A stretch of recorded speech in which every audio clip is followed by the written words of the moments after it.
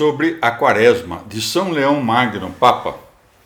O mais solene dos mistérios cristãos, a Páscoa, exige profunda preparação.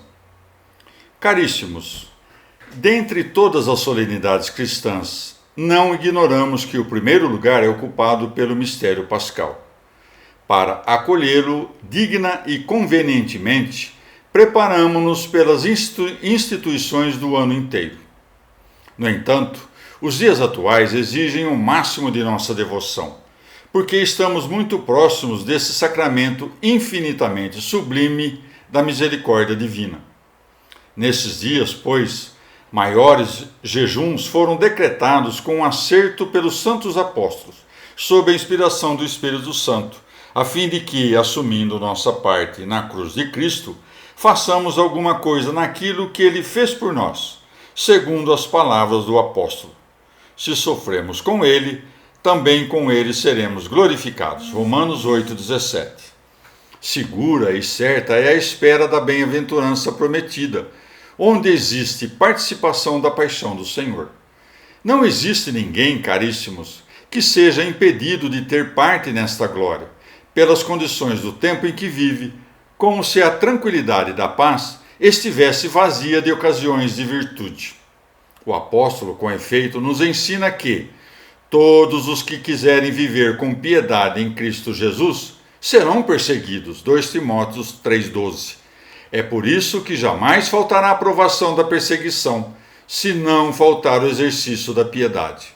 O próprio Senhor nos diz em suas exortações: aquele que não toma sua cruz e não me segue, não é digno de mim. Mateus 10,38. Não devemos duvidar que esta palavra é dirigida não somente aos discípulos de Cristo, mas a todos os fiéis e à Igreja Universal, que ouvia, assim, as condições de sua salvação naqueles que lá estavam presentes. Como se deve viver piedosamente em qualquer tempo, assim também, em qualquer tempo, se deve carregar a cruz. Esta cruz que, por direito, cada um pode dizer sua, porque ela é carregada por cada um, de acordo com os modos e as medidas que lhes são próprios. A perseguição só tem um nome, mas a causa do combate é múltipla, e, frequentemente, existe mais perigo em um traidor escondido do que em um inimigo manifesto. O santo homem Jó, ensinado pela sucessão de bens e de males deste mundo, afirma piedosamente e verazmente: não está o homem condenado a trabalhos forçados aqui na terra? Jó 7,1. Com efeito, a alma fiel não é atacada apenas pelas dores e pelos sofrimentos do corpo, mas também sempre que a integridade desses membros seja atacada, uma grave doença a ameaça, quando ela está enfraquecida pelo desejo do corpo. No entanto, quando a carne tem aspirações contrárias ao espírito e o espírito contrárias às da carne, Gálatas 5,17. A alma racional é munida pela ajuda da cruz de Cristo. Ela não consente nos desejos culpáveis que a tentam, porque está traspassada pelos pregos da continência e pelo temor de Deus. Contra estes que se decidiram por um bom propósito, o diabo não deixa de suscitar a hostilidade daqueles cujos costumes repreensíveis parecem mais detestáveis ainda comparados aos dos justos. A iniquidade jamais está em paz com a justiça. A embriaguez detesta a temperança. A mentira não pode fazer acordo com a verdade.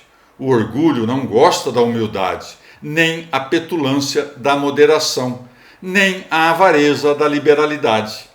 Esta oposição faz surgirem conflitos tão enraizados que, mesmo se externamente ela deixa as coisas sossegadas, não cessa, no entanto, de pôr a dúvida no mais profundo do coração dos fiéis. Assim, é verdade que todos aqueles que desejam viver piedosamente no Cristo sofrerão perseguição. É verdade também que toda a vida presente é uma tentação. Que cada fiel, instruído pelas suas próprias experiências, arme-se com a cruz de Cristo, a fim de ser reconhecido digno de Cristo. sobre a Quaresma de São Leão Magno, Papa. Demonstrações contra o maniqueísmo e apolinarismo. Caríssimos, quanto a estes que se esforçam para chegar às recompensas eternas, através deste combate, a astúcia do diabo lhes arma suas especiais emboscadas para solapar sua fé, não podendo corromper sua virtude. Todo aquele que, com efeito, é excluído da confissão da verdade, encontra-se deslocado para outro caminho, e todo o seu esforço o afasta sempre mais desse caminho. Ele se encontrará tanto mais próximo da morte, quanto mais longe estiver da luz católica.